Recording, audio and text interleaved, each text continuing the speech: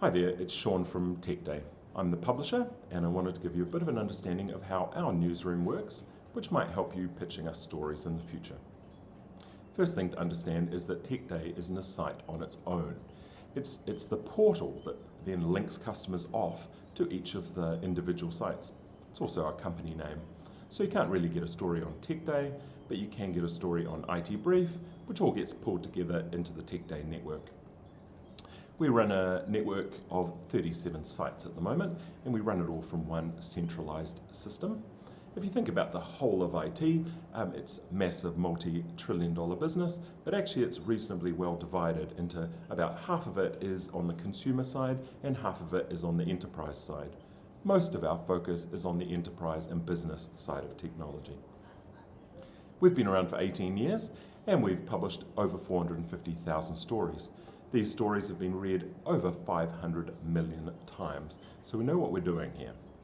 And each of these sites has their own unique audience, so don't think of it like a bunch of sites being read by people in IT. These are actually individual sites with individual readership. When we pick up a story, it generally runs on 3 to 5 of our sites. Sometimes more, sometimes less, depends, but 3 to 5 is pretty common. And once we have covered a story, you'll get an email with the great news that we've covered your story and a list of each of the links or sites that it's running on. From an editorial team point of view, we run a fast news business, so that means we're trying to run things super efficiently.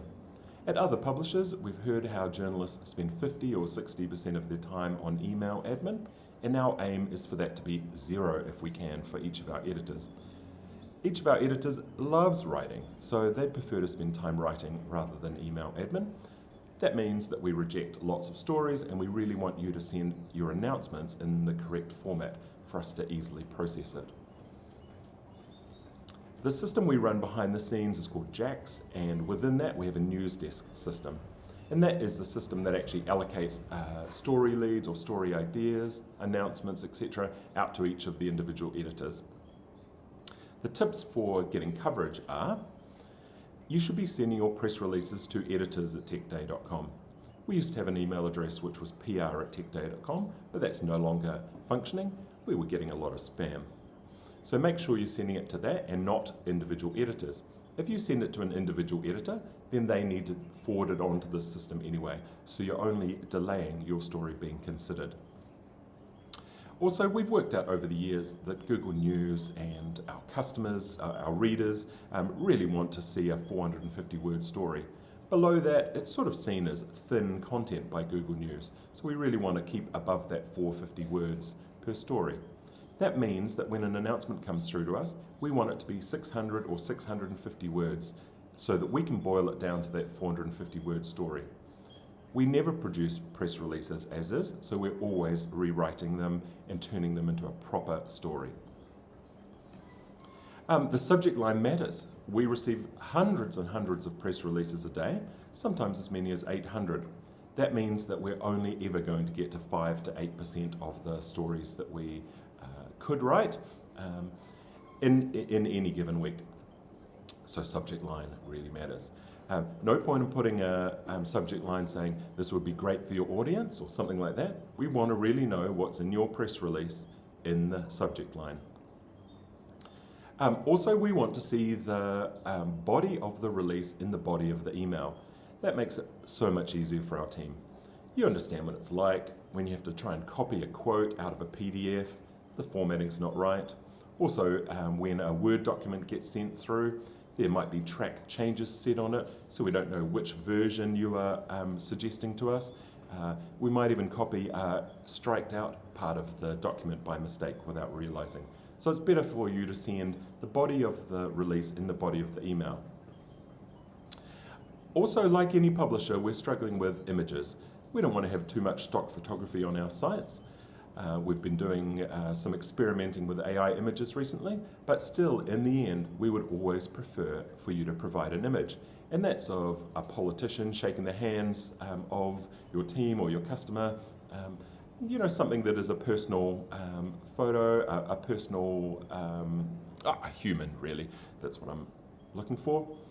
I'm not asking for you to look for stock photography to send through. I'm asking you to send an actual image related to your story, you're building, your new product.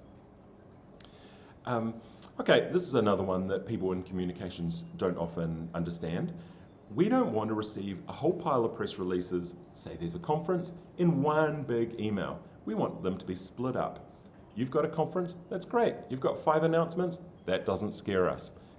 But we want each of those to be individual emails so that we can allocate them out to different members of the team. So yeah, when you have a conference or a set of announcements, split them up and don't pop them into one big email. Otherwise, they might just result in one story. Okay, also a story that works for multiple regions, right? We could have one story that works globally and we run that on a bunch of our sites and regions, but you could also provide different stories for different regions. Just make that really clear in the subject line so we don't think you're sending duplicates of the same press release. We're happy to write different stories for different regions with different stats, quotes, etc., but make sure they're different and identified in the subject line. There is no need to follow us up. There is no need to call. We are running a zero inbox, so all of your press releases sent to editors@techday.com are considered. We also regularly check the spam folder, so there is nothing that is missed. There is no need for you to follow up, there is no need for you to call. That just puts extra email admin work on our editorial team, taking us away from writing. Okay, let's talk about embargoes. I don't know why, but embargoes have massively increased. It used to be a rare occurrence, and now it's about 30% of everything we receive. So that's hard for us. It takes extra time. Especially if an editor is traveling overseas, they have to calculate the time of your embargo coming out, the time zone that they are in, and then the time zone of our system. It gets a bit complicated, and out of everything, that's probably the area that we make the occasional mistake on.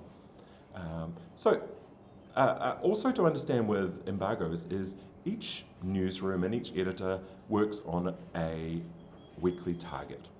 So if your release comes through on the Thursday and then it's coming out of the embargo on the Tuesday, the editor can't write it this week because it doesn't count towards the target, and then by the time Tuesday's rolled around next week, they've forgotten about it or it's buried in the bottom of our systems. There's a lot of releases coming through all the time. So I personally wouldn't embargo things unless you really need to, because at the end of the week, when we're deleting press releases that haven't been covered, almost all of them are embargoed stories. These are the stories that the editors don't grab and they get on with other stories instead. Up to you. Okay, we've got a couple of new content types also. One of them is comments, where you could submit a very short snippet. Could be an internal person or one of your clients that is commenting on a hot button issue. Say it's a hospital attack or a government initiative, maybe election, a budget, etc. That is the perfect time for you to pounce quickly. So we're looking for a short, maybe 120 word comment from one of the experts, and you've got to get that through fast. What we do behind the scenes is we collate 3 of those. We wait until 3 have come through on that same topic, and then turn it into an actual background story on that, say it's a hospital attack or a cyber attack, and go from there. So you'll be one of the experts mentioned in it. We're waiting for 3, and if you're a PR agency maybe, and you have 3 clients that want to comment on the same thing, then great, send them all through. That might even get us to cover the story straight away.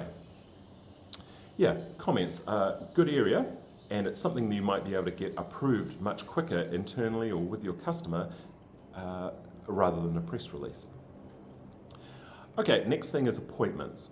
A while ago, maybe 4 or 5 years ago, I would have told you that appointments and job move stories are terrible.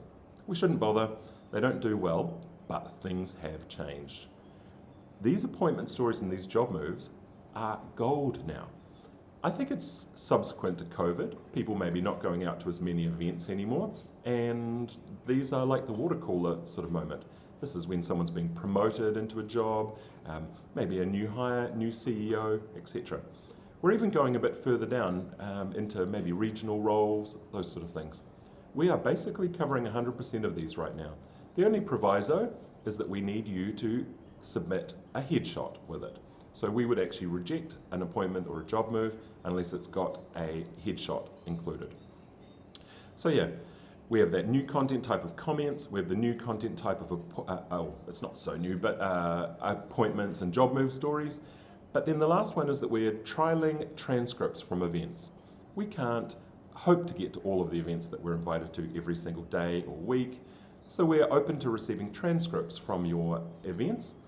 That's something we'll experiment with and maybe turn it into a story. There's a good chance of that actually. Quickly talking about interviews. It used to be something exciting, an interview. It used to be that we could have a wide-ranging interview with a really top executive, and these would be very valuable. These days it's different. It tends to be that the interview is just around a product launch, it's directly after the press release has come out, and it's really not that different from the press release itself. Also the questions, we tend to be asked for the questions in advance, so the value of these interviews is much lower than they used to be. Don't be surprised if we decline your offer, but if it's really an advertising or a product push, then it's something you should be speaking with our commercial team about. Yeah, probably should be sponsored content if it's that commercial. Okay, down to our final stretch here. These are our biggest frustrations. Follow-ups drive us crazy. There's no point, we don't need them, they're just doubling our workload. And it does drive us crazy when you repeatedly follow up as well. That is heading into annoying us territory. Next one is job moves without a headshot. We really need that headshot. If somebody's going to do a job move, appointment, promotion type of story, then the headshot is critical for us. We will reject the story without the headshot. Next one is coffee invites. We really don't have time.